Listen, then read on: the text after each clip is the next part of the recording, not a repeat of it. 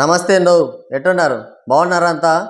God of masses Nandamuri Balakrishna నటించిన Daaku Maharaaj movie box office వద్ద కలెక్షన్ల వరద పారిస్తుంది.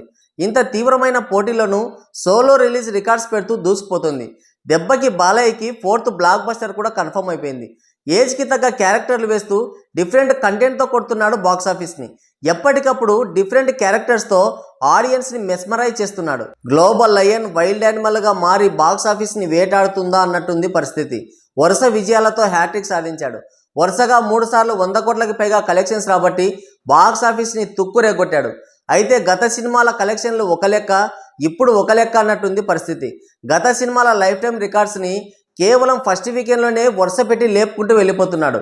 ఇది మాత్రం మామూలు అరాచకం కాదు. డే 1 56 కోట్ల గ్రాస్ కలెక్షన్స్తో భారీ రికార్డ్ సెట్ చేసి ఎక్సలెంట్ రన్తో దూసుకెళ్తున్నాడు డాకు మహారాజ్.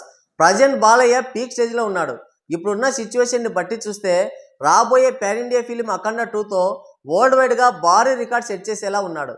ఒకవైపు గేమ్ చేంజర్, మరోవైపు సంక్రాంతికి వస్తున్నాం సినిమాలతో థియేటర్లు షేర్ చేసుకోవాల్సి వచ్చిన రికార్డ్ బ్రేకింగ్ కలెక్షన్స్తో దూసుకెళ్తున్నాడు బాలయ్య. డాకు మహారాజ్ మూవీ 4వ రోజు కేవలం 2 తెలుగు రాష్ట్రాల వరకే 7,50,00,000 రాబట్టింది. గత సంక్రాంతికి రిలీజ్ అయిన వీరసింహారెడ్డి 7,70,00,000 రికార్డుకి దగ్గరగా వెళ్ళింది. ఫ్లాప్ టాక్ వచ్చినా కానీ గేమ్ చేంజర్ మూవీ థియేటర్లు వదలకపోవడమే కొంత వసూలు తగ్గడానికి కారణం. లేదంటే వీరసింహారెడ్డి రికార్డు ఎప్పుడో లేచిపోయిండేది. సినిమాకి వెళ్ళాలనుకునే వాళ్ళకి డాకు మహారాజే ఫస్ట్ చాయిస్ అవ్వడంతో బ్రేక్ ఈవెన్ వైపు వడివడిగా అడుగులు వేస్తుంది సినిమా. ఇక బీసీ సెంటర్స్ అయితే బాలయ్య మాస్ మేనియాలో మునిగి తేలుతున్నాయి. ఎక్స్పెక్ట్ చేయని నెంబర్లు పడుతున్నాయి. బాలయ్యని మాస్ బొనాజా అని ఎందుకంటారో ఈ కలెక్షన్లు చూస్తేనే అర్థమవుతుంది. డాకు మహారాజ్ మూవీ ఒక ప్రపంచంలో ముందుకు దూసుకుపోతుంది. 84 కోట్ల భారీ బ్రేక్ ఈవెన్ టార్గెట్తో బరిలోకి దిగిన డాకు మహారాజ్ ఇంకొక 13 కోట్లు రాబడితే క్లీన్ హిట్గా మారి లాభాల బాట కూడా పడుతుంది. ఊపు చూస్తుంటే ఈ ఫస్ట్ వీకెండ్లోనే బ్రేక్ ఈవెన్ కంప్లీట్ చేసుకొని ఖచ్చితంగా లాభాల బాట పడుతుందని ట్రేడ్ అంచనా వేస్తుంది.